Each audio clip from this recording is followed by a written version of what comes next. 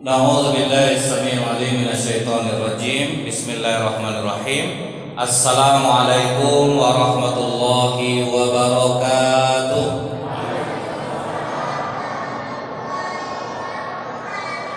Innal hamdalillah nahmaduhu wa nasta'inu wa nastaghfiruh wa na'udzu billahi min shururi anfusina wa min sayyiati a'malina.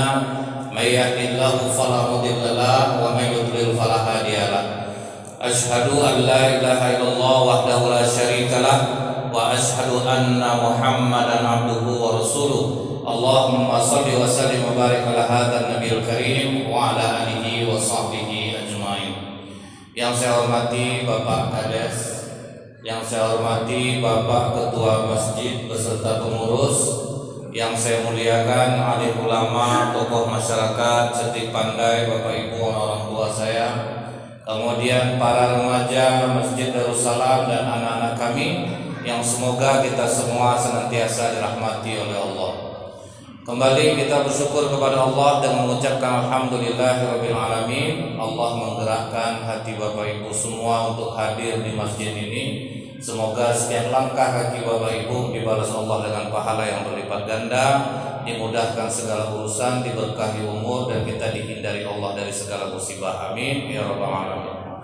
Berselawat kita kepada Rasulullah SAW dengan ucapan Allahumma sholli ala Muhammad wa ala alihi washabbihi wasallim. Semoga dengan banyak kita berselawat, nantinya Allah akan memberikan izin kepada Rasulullah untuk memberikan syafaat di yaumil akhir kelak. 3 hari setelah pernikahan ayah Nabi dan ibu Nabi, ayah Nabi Abdullah ini ditugaskan oleh datuk Nabi untuk pergi berdagang ke Syam. Jadi 3 hari pengantin sudah ditugaskan untuk dagang ke Syam. Jadi bagi ayah Rasulullah, perintah ayah itu memang langsung dilakukannya, walaupun baru 3 hari menikah. Tetapi alhamdulillahnya walaupun 3 hari baru menikah, bulan depan sudah pembuahan. Jadi ini istilah orang kita turun pelamin, Pak, ya, dapat langsung anak. Ada orang kadang sudah bertahun-tahun tidak dapat anak. Ada yang tidak ada pasangan, ada dapat juga anak. Nah, jadi itulah kadang-kadang, Pak, ya, orang bertahun-tahun tidak bisa dapat. Jadi ini istilah kita orang turun pelamin. Perjalanan dari Mekah ke Syam itu berdagang rata-rata membutuhkan waktu 6 bulan. Tersiarlah kabar ayah Rasulullah sudah mulai berangkat dengan rombongan dari Syam. Begitu sampai di Madinah, lebih kurang Rasulullah dalam kandungan 6 bulan, bapak Rasulullah Abdullah jatuh sakit di Madinah. Mungkin kecapean, letih gitu, Pak. Dikirimlah utusan untuk menjemput, tetapi belum sampai utusan ini ke Madinah, ayah Rasulullah meninggal dunia. Nah, orang sampai saat ini di Arab itu di mana meninggal di situ dikuburkan. Jadi nggak dibawa ke Mekah, Pak.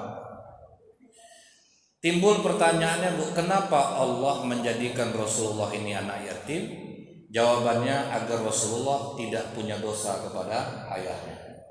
Dalam Islam kedudukan ayah itu sakral.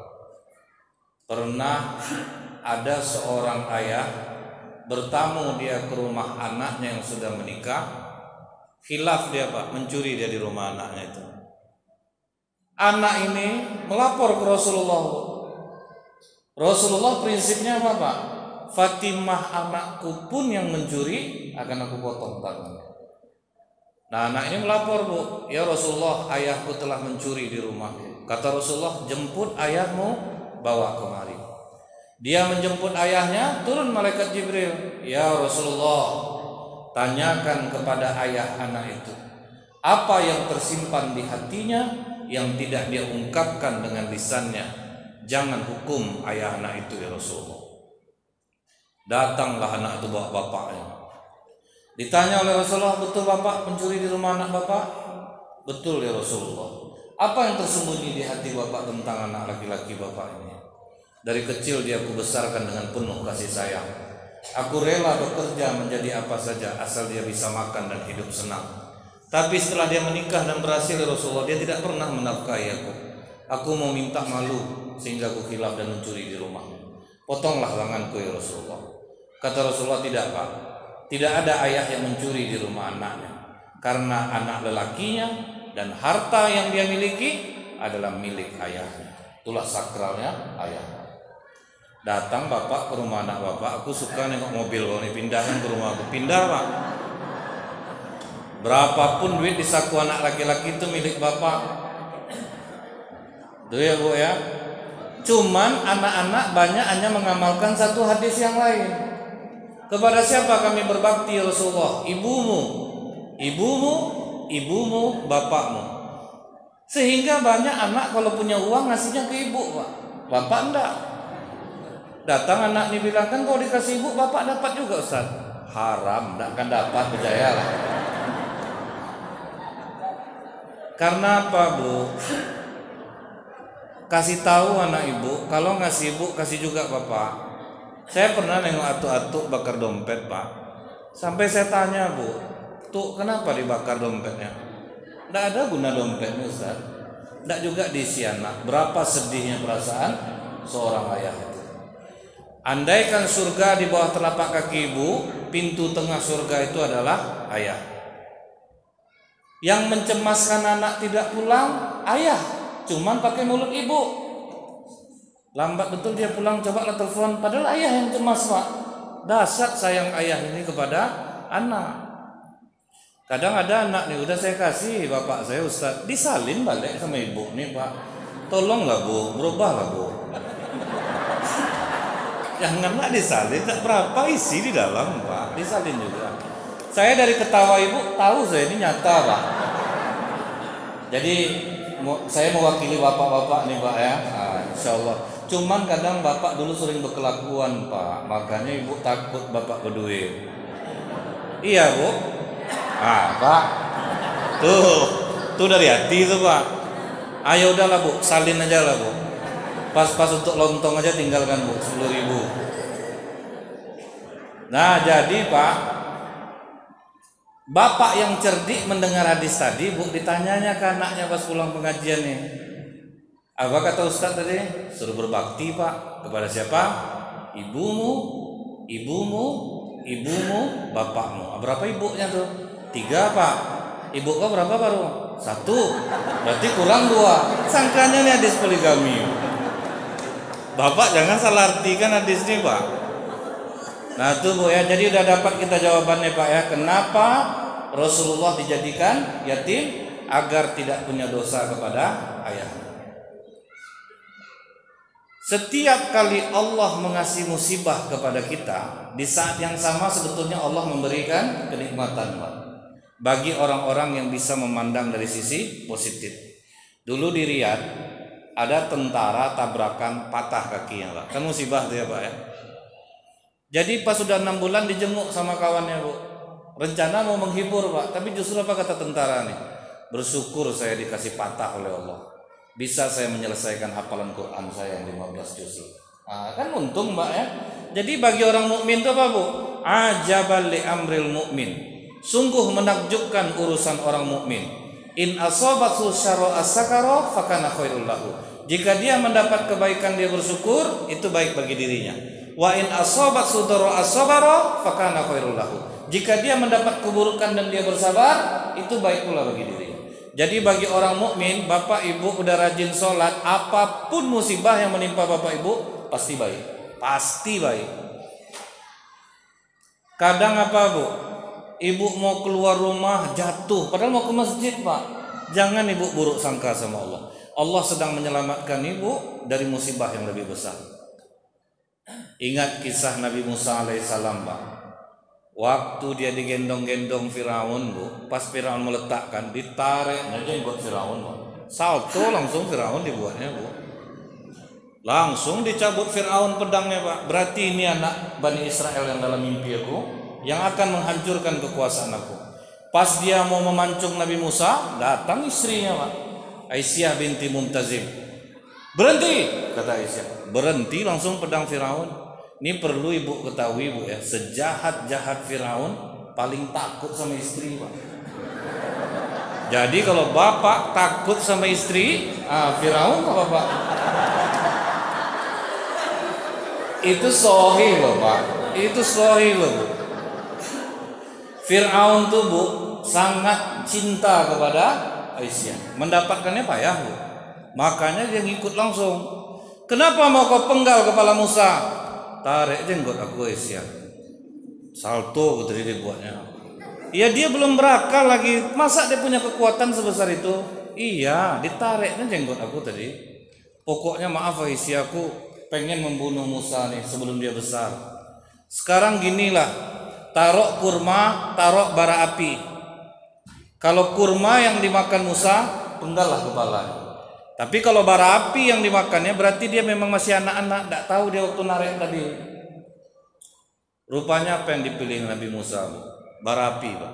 Dimasukkannya ke mulutnya, terbakarlah lidahnya. Itu yang membuat Nabi Musa tidak begitu jelas kalau bicara. Allah kasih Nabi Musa musibah untuk menyelamatkannya dari musibah yang lebih besar. Lidah terbakar tapi tidak jadi dibunuh. Jadi jangan pernah buruk sangka sama Allah. Kadang Bu ya, musibah ini musibah bagi kita, tidak bagi orang lain. PPKM Kampar level 3, waktu itu Pekanbaru level 4. La bersyukur kepada Allah. Karena seluruh acara nikah di Pekanbaru pindah ke Labersa. Senang hati Labersa. Tanya, ya betul kan? Malah berdoa Pak, mudah-mudahan panjang lah PPKM-nya. Jadi musibah di kita belum tentu bagi orang lain. Semenjak PSBB PPKM biaya nikah murah. Hanya boleh ngundang orang 30 orang. Jadi ada alasan orang apa tidak diundang kemarin kami Kak? Itulah tidak boleh kumpul-kumpul. Kan enak jadinya Bu. Murah biaya Pak. Berapa lah ngasih makan orang 30 orang? Jadi orang menikah rahmat betul bagi dia Bu semenjak PPKM ini. Jadi di balik sebuah musibah ada kenikmatan. Apa kenikmatan yang diberi Allah kepada ibunda Rasulullah? Rasa tenang. Walaupun suami sudah meninggal dalam keadaan hamil, Allah berikan rasa tenang. Dan tidak pernah merasa sakit seperti perempuan hamil kebanyakan. Kadang 3 bulan pertama Bu ada mual, muntah, ada yang benci sama suaminya, ada yang namanya bunting kerbau istilahnya Pak, nggak mau kerja di rumah, tidur aja kerjanya, sampai kadang mual lah Bapak nengoknya jadi Pak ya. Karena itu memang perubahan hormon Pak. Kalau orang yang nggak tahu mau dia menceraikan istrinya saat itu, tapi kalau yang udah tahu ini perubahan hormon. Apalagi yang masuk pasing idam Bu, rumah udah jelas dipandau nih. Apa katanya sama suaminya, Bang, ingat gak Bang waktu kita baru nikah dulu makan nasi goreng di Minas? Ingat, ngapa gitu ya? Pengen pula Bang nasi goreng di Minas. Mungkin permintaan bayi nih Bang. Ayolah bekerjalah suaminya Bang. Sampai Minas Bu, 2 jam bolak-balik, 2 jam setengah sampai rumah balik. Ini dek nasi gorengnya dek, makanlah sama Abang. Aku tuh ngidam pengen nengok Abang makan Bang. Oh nih Pak, sakit hati suami Bu. Kalau tahu mending dia duduk aja di depan dulu agak 2 jam Pak.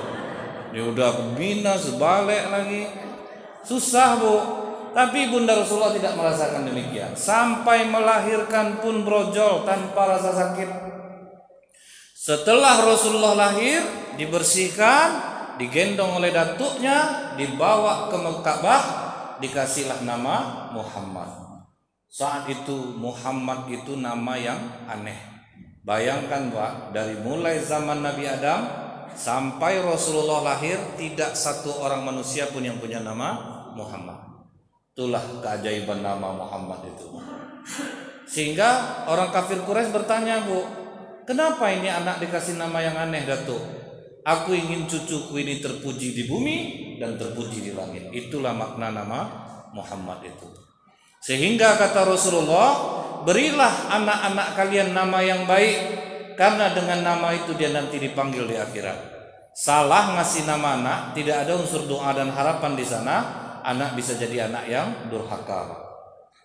Di zaman Umar bin Khattab Bu, ada anak laki-laki ditumbuknya bapaknya Pak. Ditangkap, dibawa ke hadapan Khalifah Umar. Ini anak durhaka Khalifah, berani memukul kepala bapaknya. Anak ini langsung nantang Pak, maaf Khalifah, Apakah kalau kami sebagai anak dinakal itu murni kesalahan kami atau ada enggak kesalahan ayah kami? Apa sebetulnya kewajiban ayah kepada anaknya, Khalifah? Kata Khalifah Umar, memberi nama yang baik untuk anaknya. Nama kau siapa? Ju'al, Khalifah. Ju'al itu kumbang kelapa yang busuk baunya, itu artinya Pak. Maka kata Khalifah Umar, bapak lebih dahulu durhaka kepada anak bapak sebelum anak bapak mendurhakai bapak. Jadi Bu, kasih nama anak itu ada doa dan harapan di dalam nama itu. Nama itu membawa rasa, Pak. Hati-hati betul, Pak. Di Pekanbaru ini pernah dulu ibu-ibu suka bercanda, Bu. Anaknya yang perempuan dipanggilnya nama nenek, anak laki-lakinya dipanggilnya kakek. Jadi dari kecil kita bergaul memanggilnya dengan nama itu, Pak. Nenek, kakek. Yang dipanggil nenek itu, Bu, mirip nenek jadinya. Yang dipanggil kakek itu, Bu, bongkok, tidak bisa naik badannya. Itulah bahayanya sebuah panggilan tuh. Kenapa ibu makin hitam? Karena suami kadang udah 5 tahun nikahnya, kalian tambah hitam istrinya, Pak.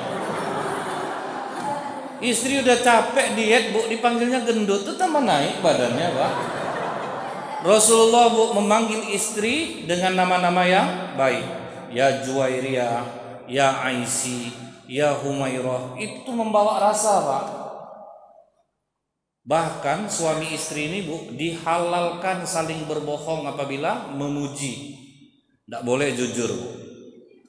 Bapak sama ibu, heran papa lihat mama nih, makin berumur mama, makin cantik papa lihat. Walaupun bapak mau muntah ngomong tuh, tapi memang dianjurkan, Pak, tidak boleh jujur. Itu dibolehkan loh, Bu. Memuji seperti itu tuh boleh. Mama pun heran, Pak, sebanyak nih laki-laki, Pak, papa nih yang lain auranya. Walaupun ibu, Bu, ya geli sebetulnya ngomong itu tuh, Bu. Itu dibolehkan. Ibu kalau sempat dapat suami terlalu jujur, Bu, sakit hati ibu dibuatnya. Ibu udah dandan, Bu, udah cantik, Bang, macam badut deh. Coba lah, Pak. Gak jauh begitu, Bu, menghujam itu. Jadi memanggil istri dengan nama yang baik akan membawa rasa. Jadi tidak sepele, Pak, bentuknya sepele tetapi fatal akibatnya. Datang orang bertanya, ada nama orang Muhammad Soleh Rahman, jahatnya minta ampun. Ada kewajiban ayah yang kedua, memberikan didikan agama kepada anaknya. Nah, yang kedua nih yang sering kena, anak gak dididik agama. Nah, itu yang harus kita introspeksi diri nih, Bu. Setelah diberi nama, kebiasaan masyarakat waktu itu mencarikan ibu susuan untuk bayinya. Padahal waktu itu, Bu, susu onta ada, susu sapi ada, susu kambing ada. Tapi mereka tidak mau memberi anak mereka susu kambing, susu sapi, susu onta sampai anak umur 2 tahun. Dicarikan ibu-ibu yang baik akhlaknya supaya turun kebaikan dari orang yang menyusukannya. Maka mereka nggak sembarangan, Bu, nyari ibu susuan itu Bani Sa'ad, karena mereka perempuan-perempuan yang berakhlak baik. Apa kata Rasulullah, Pak? Jangan makan daging 3 hari berturut-turut, bisa pindah sifat hewan itu ke kita. Siapa yang makan daging onta hendaklah beruduk, karena onta pendendam. Ibu bisa bayangkan nggak, anak dari umur 0 dikasih susu sapi, Pak? Pindah nggak sifat sapi itu? Coba larang anak-anak yang nyusu-nyusu itu, Pak, nyusu formula, DHA, omega 3. Jangan main game, besok sekolah keluar lenguh sapinya, Pak. Itu spontan tuh, Pak. Ibu kandung yang menyusukan bayinya, kemanapun ibu itu pergi, dia pasti akan tahu kapan bayinya haus. Itulah hubungan batin antara ibu dan anak. Dulu ada TKW Indonesia kerja di Arab Saudi, curiga majikannya, Pak, tiap sebentar masuk kamar mandi, Bu, tiap sebentar masuk kamar mandi. Ditanya oleh majikannya, kamu tuh kenapa masuk keluar kamar mandi? Kalau dari kamar mandi itu lama. Sebelum saya berangkat ke sini, Bu, saya sempat melahirkan bayi dan saya menyusukannya. Jadi setiap kali bayi saya haus di Indonesia, dada saya mengeras, sakit Bu, makanya saya masuk kamar mandi, saya perah air susu saya. Betul atau enggak Bu? Itulah alarm dikasih Allah. Kalau sekarang dada sapi yang mengeras Bu, terasa sama sapi itu Pak, anak aku haus kata saya. Ini bentuknya bercanda pedih nih Pak sebetulnya. Saya yakin banyak yang ngasih anaknya susu formula. Tapi jangan ibu menganggap saya menyinggung bapak ibu, sama sekali tidak. Kadang kita mengaji ini Bu, makanya kita duduk di majelis ilmu ini Bu. Wa banallahu lahu baitan fil jannah. Allah bangunkan rumah di surga untuk kita. Kenapa sebesar itu Pak? Kadang rasa-rasa kita yang kena tembak dari awal tuh Pak. Makanya besar pahalanya Bu. Kadang kan kita ngaji, dari tadi aku kena sama Ustaz, nampak ini. Ini pasti pengurus nyampaikan ya. Padahal enggak ada Pak. Makanya pahalanya tuh besar. Sakit hati kita selama duduk tuh Pak. Aku ditembak dari ngasih nama anak salah, aku juga baru. Sudah tuh ngasih anak susu formula, aku juga baru. Dari mana lah Ustaz ini tahu, kok pengurus ini cari gara-gara nih. Padahal enggak ada Pak. Tuh Ibu ya, masalah penyusuan mereka cari ibu-ibu Bani Sa'ad. Mereka orang-orang yang berakhlak baik. Tidak sempat bergunjing satu sama lain karena mereka miskin, sibuk beternak, sibuk berkebun. Kenapa banyak orang suka bergunjing? Karena waktu luangnya banyak Pak. Dan yang membuat kita bergunjing nih Bu, kalimat yang memancingnya cuma satu, masa iya. Itulah yang membuat orang bergunjing Pak. Kak, udah dengar kakak suami ibu tuh enggak pulang-pulang 5 hari. Masa iya? Ada kena masa iya tuh enggak ada. Enggak masak-masak lagi tuh Pak. Anak udah ngantuk di belakang Honda tuh, Ma, abang ngantuk, Ma, pulang, Ma. Kena marahlah anaknya Bu. Abang ada enggak diajar guru agamanya saya? Kalau orang tua lagi ngomong enggak boleh kita potong. Karena sudah ngasih begunjing tuh. Ibu tahu enggak? Menurun loh Bu. Terbukti secara ilmiah kecerdasan anak turun dari ibu, bukan bapak. Jadi kalau sempat ibunya baik, turun anak baik. Ini sambil menggunjing menyusukan anak juga, Bu tuh pindah Pak. Semuanya itu gunjing. Pindah dia Bu. Kadang anaknya udah tidur Bu, terdengar tetangga sebelah berkelahi, tahan menggendong anak tuh keluar Pak, pura-pura gini-gini depan rumah. Dia mendengarkan Pak apa yang dipertengkarkan orang. Apa enggak nurun jadinya sama anak Bu. Nah itu hati-hati nih Bu. Bahkan apabila perasaan seorang ibu sedang tidak enak, dia tidak boleh menyusukan bayinya karena air susu akan mengandung racun. Ada ibu-ibu menyusukan anak, tiba-tiba membiru badan anaknya Pak. Anak saya kena palasi, keteguran. Padahal enggak Bu. Berarti perasaannya sedang tidak enak, disusukannya anaknya. Itu air susu mengandung racun. Jadi kalau sedang bertengkar sama suami, Bang bentar ya Bang ya, aku susukan anak ini dulu. Nanti abis ini berkelahi lah kita balik. Kalau enggak nanti bahaya, nanti beracun nanti Pak. Resikonya besar Bu. Setelah terkumpul beberapa orang bayi, nah dikirim utusan ke Bani Sa'ad. Bayi sudah terkumpul di Mekah, silahkan ambil bayinya. Nah beramai-ramai orang itu berangkat Pak. Dan di antara yang berangkat ini termasuklah Halimah Sa'diyah. Di antara yang berangkat ini dia pula yang paling miskin Pak, dibanding dengan tetangganya. Halimah Sa'diyah ini Bu, air susu sudah kering karena susah makan Pak. Onta betinanya sudah tidak lagi mengeluarkan air susu, keledainya sudah tua dan lemah. Sementara tetangganya masih lumayan Pak, onta masih mengeluarkan susu, keledainya masih kuat. Dan Halimah tertinggal jadinya di belakang Bu. Tetangganya duluan masuk Pak ke Mekah. Awalnya semua pengen Nabi Muhammad yang mau disusuin Pak. Begitu tahu Rasulullah itu anak yatim, mereka semua mundur. Dikarenakan nyusukan anak yatim itu upahnya kecil. Jadi mereka tidak ada yang mau Bu. Pokoknya menolak lah Pak. Maaf ya Bu ya, kami tidak bisa nyusukan Muhammad ini. Apa kata Rasulullah? Siapa yang ingin dipenuhi hajat hidupnya, dilembutkan hatinya, usap kepala anak yatim. Tapi yang diusap ya Bu, sulah kepala anak orang nanti. Itu artinya Pak, beri dia makan dari apa yang kalian makan. Maka Allah akan memenuhi hajat hidup kalian dan melembutkan hati kalian. Jadi kalau hati kita keras, ego kita tinggi, rapat kita aja yang betul Pak, pendapat kita aja yang harus diterima. Kalau tidak diterima pindah masjid ya sembahyang Pak. Misalnya macam itu. Kan berarti yang keras hati itu.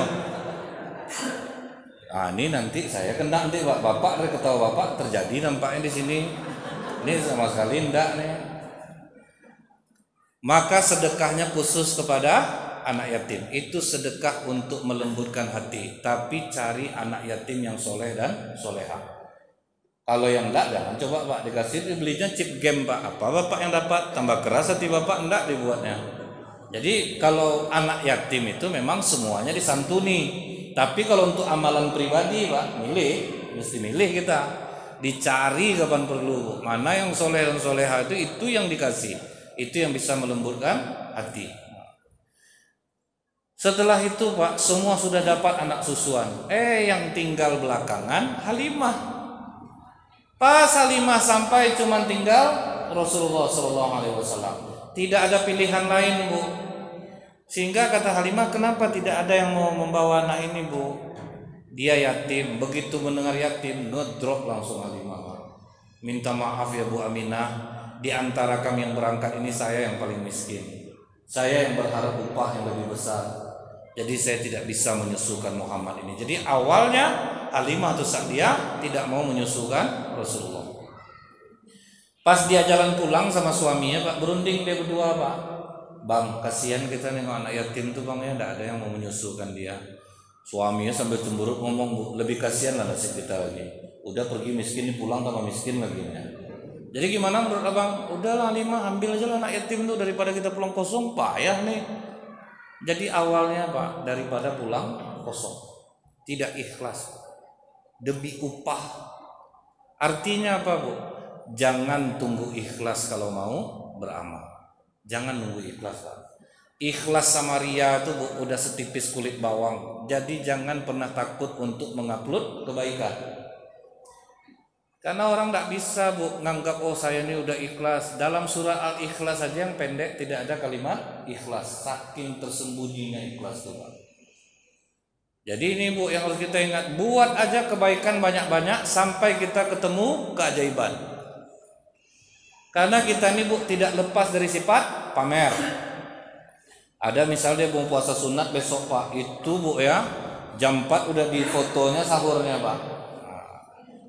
Sahurku Senin pagi ini, kan itu langsung upload ke WA, upload ke IG, upload ke FB. Tiap sebentar nengok Pak, udah berapa like, udah berapa komen, udah berapa yang nengok. Apakah itu salah? Anggap salah. Kemudian Bu, gara-gara nengok postingan Ibu, terniat orang mau puasa sunat, Ibu dapat pahala enggak? Pahala itulah yang menutup ria tuh Pak. Jadi gitu Bu, sistemnya seperti itu aja dulu. Ada lagi Bu dibangunkannya anaknya tengah malam, dedek bangun sayang. Ngapa Ma? Videoin mama mau tahajud. Kasihan nengok anak tuh Pak. Nampak begini-gini handphone tuh Bu, dia ngantuk Pak. Sudah tuh nanti disuruhnya anak yang bilang ya sayangnya, ya Allah mama rajin banget tahajudnya. Gitulah Pak. Langsung diposting. Itu kan pamer namanya itu Pak. Tapi kalau sempat gara-gara postingan kita orang tahajud malam itu jadinya Pak, kebagian kita Pak. Yang buruk-buruk aja diupload orang, masa kita takut ngupload yang baik-baik Pak? Mau nunggu ikhlas sampai kapan? Jangan Bapak Ibu kira kami ustaz nih ikhlas nih Pak. Tidak ada Pak. Allah yang tahu. Kadang-kadang Bu ya, ustaz-ustaznya kan habis ceramah kan cepat-cepat jalan keluar tuh Pak. Biar Bapak kejar tuh Pak. Enggak Bapak kejar melambat tuh. Udah balik saya dari situ tuh. Susah, gimana kami mau dibilang ikhlas Pak? Allah yang Maha tahu. Jadi ikhlas itu sesuatu rahasia kata Allah, kata Rasulullah, rahasia Allah yang dititipkan ke dalam hati hamba-hambanya yang Dia cintai. Jadi memang kita buat aja dulu Pak, buat aja kebaikan banyak-banyak. Saya masih ingat dulu Bu ya, saya ceramah tuh Pak, betul-betul amplop yang saya cari. Kena lah saya Bu. Kenanya di mana? Dilupakan Allah pengurusnya soal amplop tuh Pak. Sepanjang panjang zikir saya di masjid itu Pak. Enggak juga ada yang ingat satu pun. Enggak makan sama zikir lagi Bu.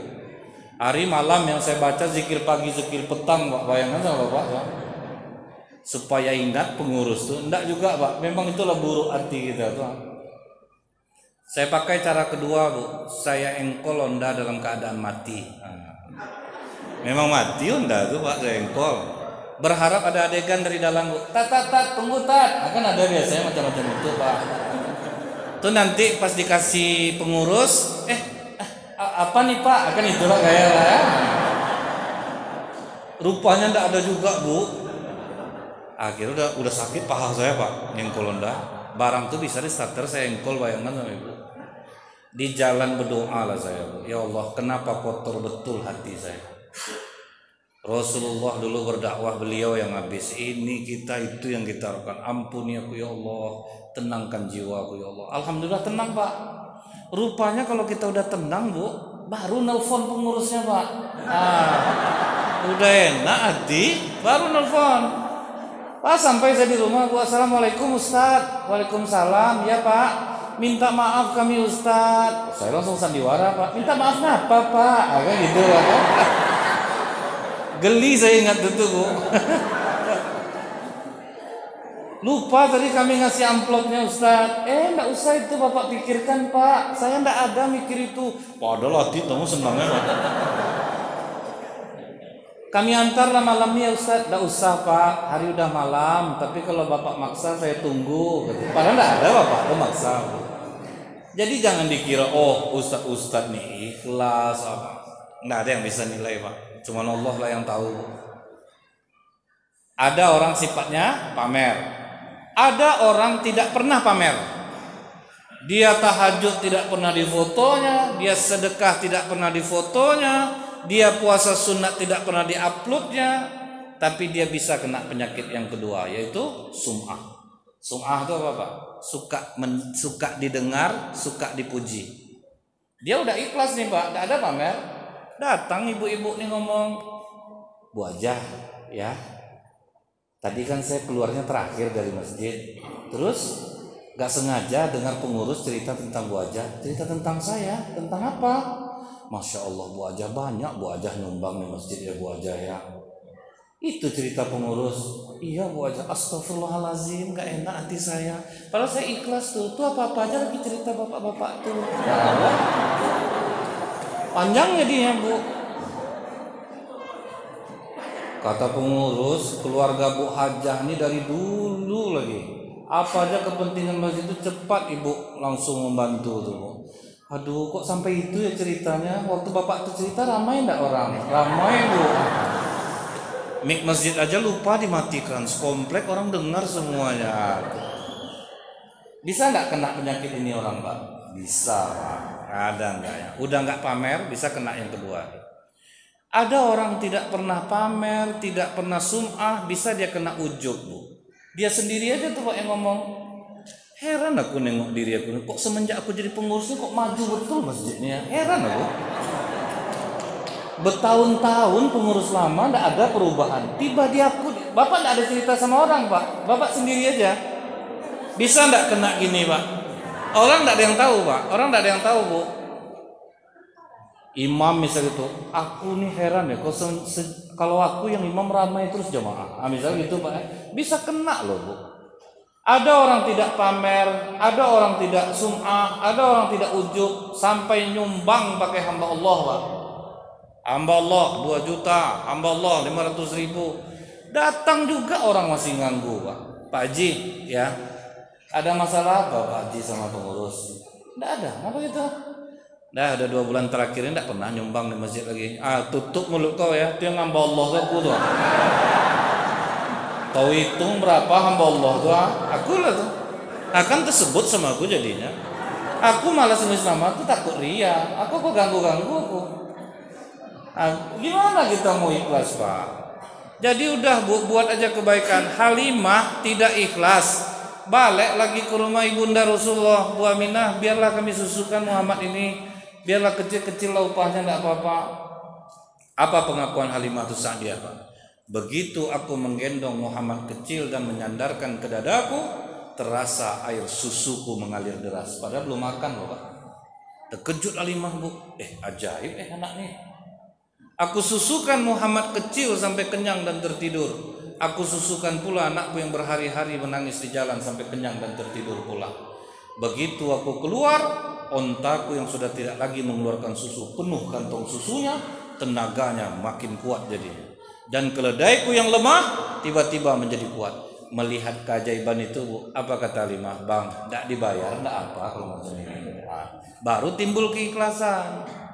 Jadi buat aja dulu Bu, sampai kita dapat keajaiban. Kalau udah dapat keajaiban Pak, insya Allah aman Pak. Biasa aja lagi Pak. Udah terbiasa kita jadinya. Nah pas pulang terkejut tetangganya Bu, padahal udah jauh Pak, terpacu. Halimah beli onta baru ya? Enggak, onta yang kemarin. Itu keledainya baru pasti? Enggak, keledai yang kemarin. Kok bisa sekuat itu keledai sama ontanya? Inilah berkah anak yatim yang kalian tolak tadi. Aku berantem suami istri semua Pak. Itulah Bang, aku udah mau sama. Kenapa lah Abang yang kau salahkan? Kan kau yang mau. Gitu-gitulah Pak, ribut di jalan. Tidak cukup sampai di situ saja Bu. Begitu sampai di Bani Sa'ad, kambing Halimah yang dilepaskan liar pulang dalam keadaan gemuk. Kambing tetangganya dalam keadaan kurus. Artinya apa Bu? Kita kadang bisa kaya di dunia ini dengan memakai marketing langit Pak. Kalau pakai tenaga dan kecerdasan kita nyari duit susah. Ini yang istilah marketing langit. Sumbang anak yatim, sumbang masjid, itu kan marketing langit namanya itu Bu. Itu lebih berkah dapatnya Pak. Aman jiwa kita dibuatnya Bu. Nah setelah 2 tahun dalam pengasuhan Halimah, dipulangkan, tapi Halimah minta perpanjangan Pak, nggak usah dibayar, tapi dia mau boleh nggak 2 tahun lagi. Oke, diizinkan lagi oleh Ibunda Rasulullah. Setelah 4 tahun, pas dia lagi ngumpul sama kawan-kawannya, Rasulullah dibawa oleh malaikat Jibril Pak. Kawan-kawannya melihat Bu, waktu dibedah dada itu kawan-kawannya masih melihat Pak. Menjeritlah kawan-kawannya Bu, Bu Halimah, Muhammad dibunuh. Apa yang dilakukan malaikat Jibril? Mengangkat jantung Rasulullah, kemudian mencucinya dengan air zam-zam. Kata malaikat Jibril, inilah bagian iblis yang ada di dalam tubuhmu. Jantung kita nih yang harus kita jaga dengan perasaan Bu. Sebetulnya Pak ya, yang membuat orang sakit jantung tuh Bu, kecintaan kepada dunia yang terlalu tinggi. Jantung kecil, jabatan masuk ke jantung, rumah masuk jantung, anak dimasukkan ke jantung, cucu masuk ke jantung. Apa enggak sesak jantung tuh dibuatnya? Kadang saking takutnya Bu, pergi ke masjid sendal kiri sama kiri di bawahnya Pak. Sampai maling aja heran Bu, kok kiri aja sendal orang di masjid. Jadi tersiksa dengan berharta tuh Pak. Mesti pasang CCTV, pasang sentrum, macam-macam jadinya. Itu yang membuat jantung tuh sakit. Makanya kata Dr. Agus yang sedang viral sekarang nih Bu ya, makanan hanya 20% bikin penyakit Pak. 80% menata perasaan untuk menyelamatkan jantung. Kalau kita bisa menata perasaan kita Pak, aman Pak. Waktu saya ceramah di rumah sakit jiwa Bu, saya sempat nanya ke dokternya, Dok, ada enggak orang gila nih yang kena COVID? Manalah ada Ustaz. Orang tuh mana ada yang dipikirkan ya, makanya darahnya stabil, jantungnya bagus. Darah bagus Pak, jiwa aja yang sakit nih Tar. Kalau selebihnya normal Bu. Karena mereka apa? Mereka bisa menata perasaan Pak, tidak ada yang dipikirkan ya. Mau dimarahkan orang dia ketawa, dibilang dihina dia bodoh dia santai aja. Kalau kita ini kan karena berakal Pak, akhirnya banyak yang masuk hati. Dijelekkan orang masuk hati, jadi orang gila aja kadang-kadang Pak. Dihina orang santai, biasa aja sebetulnya Bu. Kiatnya apa Bu? Kalau ibu dihina orang, ibu harus ngomong dalam hati, buruk aku sedikit kau baru tahu, aslinya aku lebih banyak kau yang tidak tahu. Itu seharusnya Pak. Bapak timbang-timbang lah Pak, Bapak dimaki orang, coba Pak menungkan. Sebetulnya banyak buruk kita nih yang dia tidak tahu. Cuma kadang kita sok suci Pak. Akhirnya kita membantah gitu. Nah, itu tuh yang tidak bisa menyelamatkan jantung kita nih jadinya. Yang membuat Bapak kena jantung itu apa Bu sebetulnya? Pas pergi beralek mau makan daging ibu larang, apa enggak jantungan kita dibuatnya Pak? Udah ingin Pak, udah rasa-rasa di lidah nih, mau Bapak ambil daging itu, Bang, naik nanti darah, masalah kan? Oke. Diambilnya telur puyuh, Bu. Bang, telur puyuh tinggi lemak. Kan ditahannya juga tuh Pak, dia udah sakit nih. Jadi sebetulnya Bu belum makan udah sakit Bapak tuh Bu. Ah itu maka kena jantung tuh dibuatnya Pak. Mau apa-apa dilarang Pak, apa enggak jantungan dibuatnya. Nah yang kedua apa Bu? Penyebab penyakit jantung, tidur miring kiri Pak. Kalau kita tidur miring ke kiri, jantung kita terhimpit bertahun-tahun Pak. Jadi dia tidak bebas berdetak. Umur 40 ke atas udah mulai kena dia tuh. Tapi kalau kita tidur miring kanan, jantung kita tuh longgar. Itu bisa untuk menyelamatkan Bu. Jadi nanti Ibu kasih pengertian aja ke Bapak. Minta maaf ya Pak ya, dari pengajian tadi Mama bisa ngambil kesimpulan, agar jantung Mama sehat, Mama harus tidur miring kanan. Tentu Papa terpunggungkan mulai malam ini, supaya nih demi kebaikan jantung Mama loh Pak. Kata suaminya, iya Ma, jantung Mama sehat, Papa yang jantungan jadi. Itu pula kena ya Pak. Tapi kan kalau udah sama-sama mendengar gini kan sama-sama paham jadinya Pak. Sama-sama paham lah. Nah kemudian Pak ya, selesai itu Halimah datang, tapi sudah selesai Pak. Takutlah Halimah sejak saat itu Pak. Diantarkannya Rasulullah di usia 5 tahun, diantarkan ke ibunda Rasulullah. 5 tahun mau masuk 6 tahun. Dibawalah oleh ibunda Rasulullah. Rasulullah ini ziarah ke makam ayahnya di Madinah. 1 bulan perjalanan pulang pergi, begitu pulang 20 kilo lagi cuman sampai Mekah, di Abwa ibunda Rasulullah meninggal dunia. Baru 1 bulan loh sama ibunya Pak, ibu pula yang meninggal dunia. Apa pengakuan Ummu Aiman pengasuh Rasulullah Pak? Ketika ibunda Rasulullah meninggal, aku berusaha mengajaknya bicara, dia diam. Aku coba mengajaknya bercanda, dia diam. Jadi Bu, kenapa pasukan pengawal presiden tidak ada yang tersenyum? Jawabannya apa Bu? Diam itu bisa menguatkan konsentrasi. Makanya tidak ada pas pampres itu yang tersenyum ketika bertugas. Karena diam bisa menguatkan konsentrasi.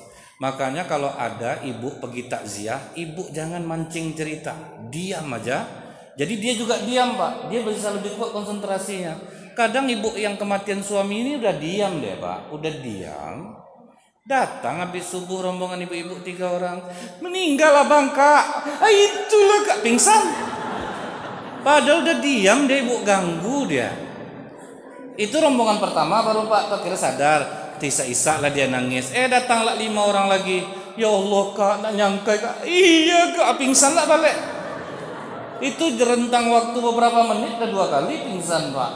Datanglah jamaah bapak-bapak, sabar ya Kak ya, memang tak nyangka ya Kak. 2 hari yang lalu di masjid juga itu pingsan lah balik gara-gara bapak. Mau 10 kali orang pingsan jadi itu Pak. Jadi Bu, kalau takziah diam aja muka kita Pak. Karena waktu itu juga tidak tepat untuk tersenyum. Diam, jadi orang rumah dia juga diam Pak. Nanti dia cerita ke bapak, dia juga santai jadinya. Dia tidak terbawa perasaan. Anak bapak ibu, cucu bapak ibu kalau ada masalah di sekolah pasti pulangnya diam, betul nggak Pak? Bapak yang risau menanya, apa pula nih, kena marah lah dari sekolah. Orang nggak ada salah dipukul, baru dia nangis Pak. Kalau didiamkan tadi diam tuh Bu. Nah ini lihat Pak ya, Rasulullah tuh Bu ya, apapun dari kecil beliau ini banyak yang menjadi contoh untuk kita Pak. Begitu sampai di Mekah, dipeluk oleh datuknya Abdul Muthalib, tinggal sama datuknya 2 tahun. Full kasih sayang. Jadi datuk Nabi itu mendidik Rasulullah itu full kasih sayang. Makanya Pak ya, kita ini kebanyakan kenaknya dalam mendidik anak itu Bu ya. Dia tidak bakat di bidang ini, kita paksakan dia untuk bisa. Di situ kenaknya itu Pak. Makanya di Swedia Bu, tidak boleh, guru tidak boleh memberi anak PR, tidak ada ujian. Jadi anak diajarkan sesuai dengan apa yang menjadi minat dia. 1 kelas 3 orang gurunya Pak. Jadi betul-betul anak-anak itu enjoy jadinya belajar Pak. Kalau kita kan anak kita udah jelas lemah di matematik, hebatnya itu di menggambar. Kita paksa dia untuk ngerti matematik, apa ndak hancur dia jadinya Bu. Arahkan dia ke bidang yang menjadi passion dia. Dia akan ikhlas Pak. Itu udah jelas tuh. Orang mengerjakan bidang yang dia cintai, duit itu nomor 16 jadinya Pak. Sama dengan orang mancing Bu ya. Orang mancing itu kan pakai bambu aja kan sebetulnya bisa Pak. Tapi karena mereka senang, hobi Bu, dibeli joran yang mahal, yang pegangan yang bagus, umpannya yang enak. Padahal kita mikir, apalah salah pakai bambu? Tapi itulah Pak rasa. Karena dia senang Bu, tahan duduk berjam-jam itu. Tapi nikmat bagi sarafnya gitu. Dia hobinya ke situ. Kadang kan sakit juga hati kita Pak ya. Di charternya bot Bu, berapa jorannya, dapat ikan dilepasnya balik Pak, kan gitu. Dia senang gitu Bu ya. Dia mengerjakan pekerjaan yang dia senang gitu. Ada teman saya Bu, hidupnya susah, tapi dia beli kamera sanggup yang 17 juta Pak, karena dia memang suka bidang itu gitu. Jadi kalau sempat orang-orang mengerjakan bidang yang dia cintai, dia pasti ikhlas. Saya ingat ada guru Bu yang dihadiahi Kapolda motor trail Pak, motor trail. Gajinya ngajar 300.000 sebulan. Pengeluarannya untuk sampai ke tempat dia ngajar pulang balik 50.000 Pak satu hari. Jadi untuk menutupinya Pak Bu, pulang ngajar cari kayu di hutan, dijualnya Pak. Kenapa dia mau Bu? Karena dia sudah cinta dengan pekerjaan. Jadi kalau sempat anak Bapak Ibu mengarah dia ke bidang yang dia cintai, dia akan ikhlas. Ini kadang anak sebetulnya dia tidak dihukum, dipaksa dihukum, ini mudah nanti dapat kerjanya seminim-minimnya dia jadi notaris. Jadi kita yang ngarahin akhirnya ya dia mengerjakan sesuatu yang tidak dia cintai. Itu Bu ya. Jadi Rasulullah ini full kasih sayang, cuman 2 tahun sama kakek pun meninggal dunia. Pindah ke Abu Thalib. Begitu dia Abu Thalib inilah Bu, Rasulullah tuh ngotot pengen ikut ke Syam dagang Pak. Sementara umur baru 8 tahun Pak. Tapi sedih Abu Thalib meninggalkannya Bu, dibawalah dia. Sampai ke Syam disuruh 2 orang jaga Rasulullah, Abu Thalib dagang. Diam-diam rupanya sudah diperhatikan oleh seorang rahib Nasrani Pak, namanya Buhairah. Begitu Abu Thalib datang, bisa enggak aku mau ngajak makan ke lantai atas, kata rahib ini. Apa pengakuan rahib itu Bu? Dari jauh aku melihat kalian, anak ini selalu dinaungi oleh awan. Dan setiap kali dia sudah lewat, batu dan pepohonan bersujud kepadanya. Ini anak ini bakal jadi orang besar. Bolehkah aku melihat punggungmu nak? Rencana rahib ini mau menengok lambang cap kenabian. Begitu dia lihat ke belakang, kaget dia Bu. Nampak dia lambang cap kenabian Rasulullah. Apa lambang cap kenabian itu Bu? Seperti apel yang digigit. Itulah lambang iPhone Bu. Nah itu Bu ya, iPhone itu lambang cap kenabian dan menjadi smartphone terbaik. Jadi mereka tuh tahu sebetulnya Pak. Nah, diambillah itu.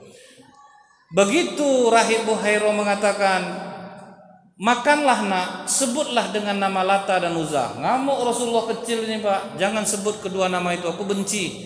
Tambah senyum rahib Pak. Makanya kata rahib Buhairah kepada Abu Thalib, cepat bawa anak ini pulang. Kalau sempat jumpa orang Yahudi, mereka akan bisa bunuh dia.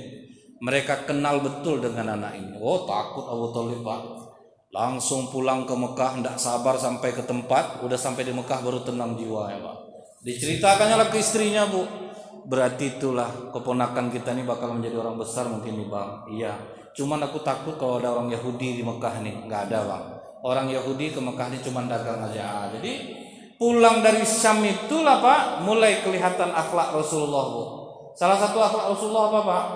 Dia tahu anak Abu Thalib ini kan banyak Bu. Ada Fakita, ada Ja'far, ada Uqal, ada Thalib, ada Ali. Jadi makan tuh sering berebut Pak. Apa kata Ummu Aiman Bu? Rasulullah tuh sering tidak makan. Kalau ada sisa dia makan, kalau tidak dia diam. Itu kan akhlak yang mulia tuh Pak. Tidak mau berebut-rebut makanan itu tidak mau. Kalau ada dia makan. Saya ingat dulu Bu ya, waktu Pak Herman Abdullah jadi wali kota, kan sering ngundang tuh Pak, pengurus masjid aja, RW aja, diundangnya nanti tuh ke Ahmad Yani itu, yang ustad aja. Pas yang ustad nih Bu, pas masuk waktu makan sama juga lupa Pak, berebut juga Bu. Kalau lama kawan ceramah kan sebelum makan tuh ada kawan yang ceramah tuh Pak, lama ceramah orang lapar nih ya, jadi itu Pak. Pas makan berebut, banyak juga yang tak dapat jadinya kan Bu. Jadi ternyata ini susah juga untuk diamalkan. Dan saya pernah gagal ngamalkan ini Bu. Saya pas ceramah di Arya Duta, pas habis ceramah kan disuruh makan Pak. Saya amalkan lah ini Bu. Saya suruh karyawannya makan semua, makan. Pas giliran saya tinggal bawang bombay lagi Pak. Nasi tidak ada Pak. Nyesal saya Pak. Sejak saat itu Bu, asal ditawari makan tidak pernah saya nolak lagi Pak. Aku trauma. Bentuknya mudah ngamalkannya Bu, ternyata sulit Pak. Nah jadi Bu ya, ini bagian dari akhlak Rasulullah SAW. Sehingga Abu Thalib tahu, ngamuk Abu Thalib Pak ke anak-anaknya. Mulai hari ini sebelum Muhammad makan, jangan kalian ada yang makan. Sebelum Muhammad minum susu, jangan kalian ada yang minum susu. Jahat kalian sama dia sampai dia sering tidak makan. Tapi Bu, apa keajaiban yang terjadi? Setiap kali Rasulullah yang makan duluan, makanan sedikit menjadi banyak. Susu yang sedikit menjadi banyak. Sejak saat itulah Bu, sepupunya bilang, tunggulah Muhammad makan dulu. Sedikit Pak ya, tunggu Muhammad makan dulu. Umur sekitar 14 tahun, apa kata Rasulullah ke pamannya? Paman, carikanlah aku orang yang punya kambing untuk aku gembalakan. Aku pengen jadi gembala kambing paman. Bayangin Ibu, 14 tahun sudah pengen usaha. Jadi kalau ada anak bapak, ibu, cucu bapak ibu umur 14 tahun pengen dagang-dagang, lepasin Pak. Walaupun bapak sudah mampu ngasih dia duit, supaya dia tahu cari duit itu susah. Ada waktu itu anak SMP Bu, dia mau jual pau di sekolahnya, kata bapaknya udah jualan. Untuk mendapatkan 4.000 rupiah dia harus melakukan paunya 20 loh Pak, 201 pau. Di sejak itu dia tahu betapa susahnya untuk mendapatkan uang. Jadi anaknya jadi sadar diri dia Bu. Ditanya oleh sahabat kepada Rasulullah, ya Rasulullah, apakah seluruh nabi dan rasul itu menjadi pengembala kambing? Kata Rasulullah, iya, karena kambing mengajarkan kesabaran. Kambing adalah binatang yang sulit untuk ditaklukkan. Makanya kalau pengembala kambing Mbak, rata-rata orangnya sabar. Karena seluruh sifat buruk manusia ada pada kambing. Nah, jadi kalau udah biasa ngangon kambing Mbak, nampak orang tak bayar utang, kambing nggak nih? Karena seluruh sifat buruk manusia, bayangin Bu, kambing itu, ini pohon pisang. Kita ikat dia di situ, daun pisang dimakannya, pohon pisang ditanduknya. Kan sama tuh Pak. Banyak enggak manusia punya sifat seperti ini. Jadi makanya bisa sabar Bu. Jadi maka kalau ibu mau sabar, peliharalah kambing. Cuma jangan di komplek Bu. Saya ingin diajarkan kesabaran melihara kambing nih. Ibu sabar Bu, kami sakit hati baru ngepel nih berak kambing ibu di sini. Marah orang nanti Bu. Kemudian Bu, pas Rasulullah ngangon kambing inilah Pak, dapat kawan buruk. Apa kata kawannya Pak? Muhammad, sesekali nontonlah acara musik di Mekah, penari mantap-mantap. Mau kalian jaga kambing aku? Maulah, pergilah. Pergi loh Rasulullah Bu. Sama dengan anak-anak remaja umumnya Pak.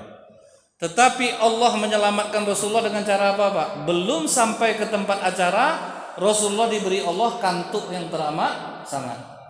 Tertidurlah Rasulullah. Belum sampai ke tempat acara, udah tertidur Pak. Itulah cara Allah menyelamatkan Rasulullah. Makanya saya tidak pernah komplain Bu, kalau saya sedang ceramah orang tidur, itulah rahmat dan kasih saya. Bapak bayangkan Pak, orang udah pakai tempat tidur bagus di rumah, hidup AC, tidak bisa tidur. Ini sedang duduk, bisa tidur Pak. Ah, kemana nikmat tuh mau dicari lagi? Makanya kalau Bapak Ibu payah tidur, datanglah pengajian. Datang pengajian. Sedang duduk bisa tidur Pak. Ah, kemana mau dicari lagi itu Bu? Balik besoknya Rasulullah Bu, datang kawan-kawannya nanya, gimana Muhammad, mantap kan? Apa yang mantap? Aku aja tertidur. Coba ulang lagi Muhammad, biar kami jaga lagi kambing kau. Diulang lagi Bu, tetap tertidur lagi Pak.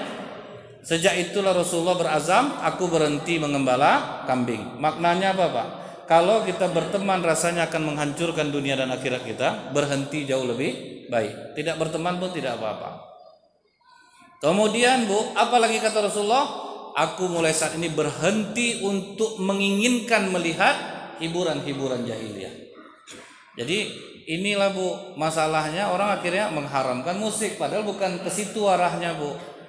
Karena pada saat itu musik mereka itu tariannya tarian perut, kemudian seksi-seksi, itu hiburan jahiliyah. Sair-sairnya yang berbahaya. Macam sekarang ini kan banyak sair-sairnya, akhirnya kan kadang mempersekutukan Allah Bu.